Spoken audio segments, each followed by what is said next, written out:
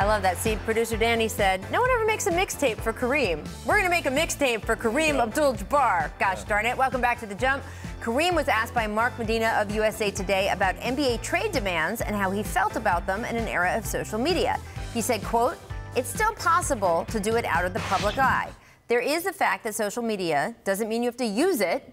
So, Zach, do you think this is true, that trade demands can remain in-house? I think it's harder than it is for teams to keep trade talk secrets, because once a player demands a trade, all the teammates are going to find out, right? I would imagine it gets around the locker room. Then all their agents know. So it's hard. I think it's really hard to keep in-house. See, I would disagree from a standpoint. I think I touched on it in our last segment. I think you can go to the front office and say something. Like I said, if it does leak to the locker room, that's when the dynamic changes.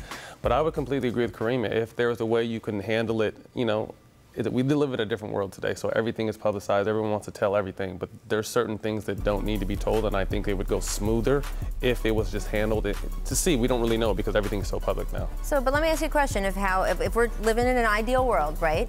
So you said earlier, it ruins chemistry in the locker room. Everybody looks at it differently.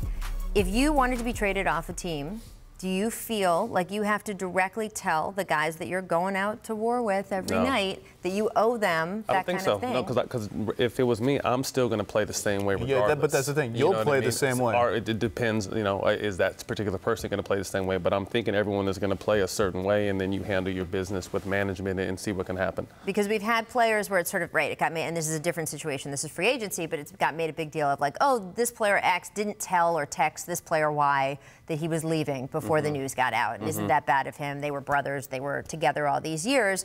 I know of a player last year who felt that doing the right thing was, I'm going to tell the guys I'm really close to on a team because it's going to get out. Some agent or some person is going to, you know, if the team makes trade calls and says, hey, so-and-so's on the block, it's going to get out pretty quickly because the other team they made that trade call to does not have the incentive to keep it a secret. Why would they? In fact, they think they can hurt your locker room and tamp down the value and get more if they put it out there. So the player's like, look, I know it's going to get out. I'd rather go tell my guys at least they felt that they heard it from me. But then it got out immediately because those guys told their agents, and as soon as their agents knew, everybody knew. It is hard. I think it is hard. I just think in general, in the whole wide world, there's no such thing as secrets anymore. Right.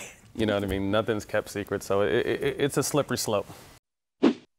Thanks for watching ESPN on YouTube. For more sports highlights and analysis, be sure to download the ESPN app. And for live streaming sports and premium content, subscribe to ESPN+.